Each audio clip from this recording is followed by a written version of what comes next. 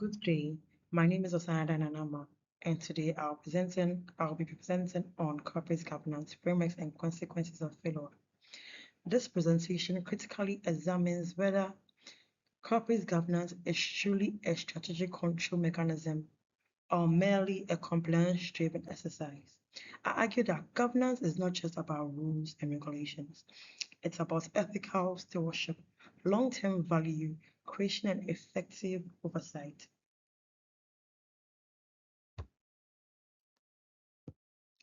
Corporate governance refers to the system of rules, practices, structures, and processes by which a company is directed and controlled.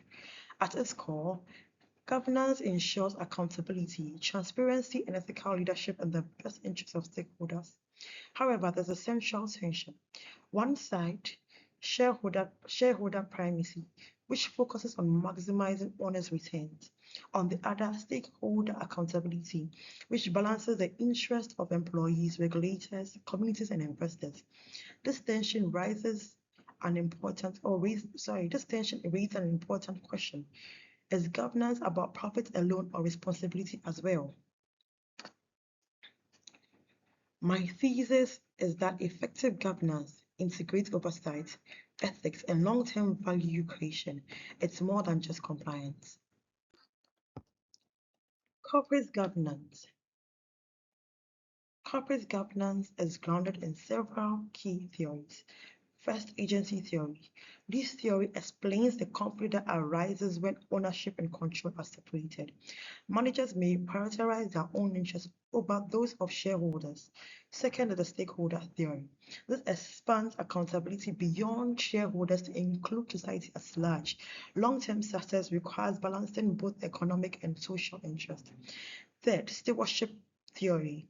Here, managers are seen as not opportunists, but as stewards who act in the best interest of the organization. Finally, the ESG integration. This reflects a shift from compliance-based governance to value-based governance, integrating environmental, social, and governance metrics into strategy. Governance is not optional. It is a strategic. It's a strategic process. First, it mitigates agencies, cost, and fraud risk. Strong internal controls reduces financial misreporting and managerial opportunism. Second, governance builds investors and public trust. Transparency increases accountability and reduces the cost of capital. Third, alignment to global standards such as the UK Corporate Governance Code and the Sarbanes-Oxley framework enhances international credibility. Following corporate scandals like Enron, regulatory reform strengthened executive accountability. Today, ESG investing shows that institutional investors now demand measurable sustainability results. This demonstrates that governance directly influences competitiveness and capital access. Governance must move from theory to practice. Board independence is critical. Separating the roles of the chair and CEO reduces concentration of power. A majority of independent directors improve impartial oversight. Diversity in gender, skills, and experiences enhances board effectiveness. Audit and risk committees ensure financial integrity and compliances. Enterprise risk management helps organizations anticipate uncertainty rather than to react to it. Insensitive design shapes behavior. Executive compensation aligned with performance, including ESG, linked remuneration, promotes responsible leadership. Ethical performance metrics encourage long-term thinking. Integrated reporting, such as the sustainability-led model used by Unilever, combines financial and non-financial performance indicators. Effective governance is not just about structure, it is about designing a system that shapes responsible corporate behavior. Governance directly affects key decisions.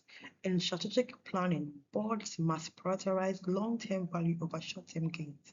Risk appetite frameworks guide investment and expansion decisions.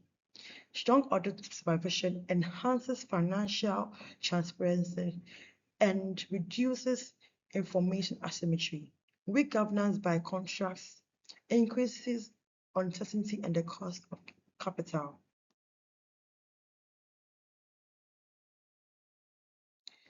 In mergers and acquisition, governance reduces managerial opportunism. In terms of crisis, ethical governance determines response strategy. Whistleblowers system safeguard institutional integrity. Reputational recovery depends on maintaining trust. Therefore, governance influences are not only strategy, but survival. When governance fails, the consequences are severe. Strategically, poor oversight leads to ethical blind spots and short-term decision-making. For example, Volkswagen diesel emissions scandal prioritized market pressure over ethical responsibility. Wells Fargo fake account scandal reflected aggressive incentive without sufficient board supervision.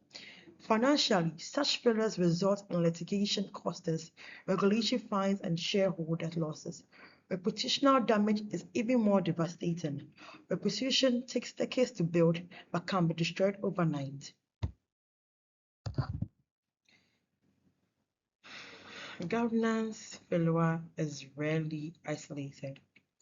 It typically follows a pattern: weak oversight, unethical behavior, regulatory actions, financial loss, reputational damage, and strategic instability. This demonstrates that governance is not just compliance, it is a strategic risk management system.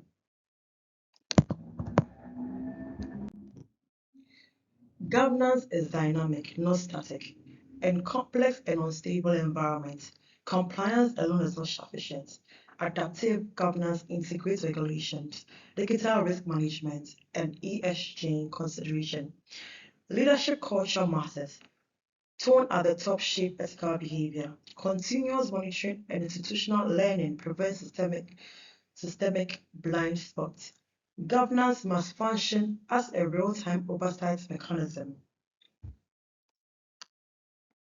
To conclude, effective governance balances oversight, ethics, and long-term value creation.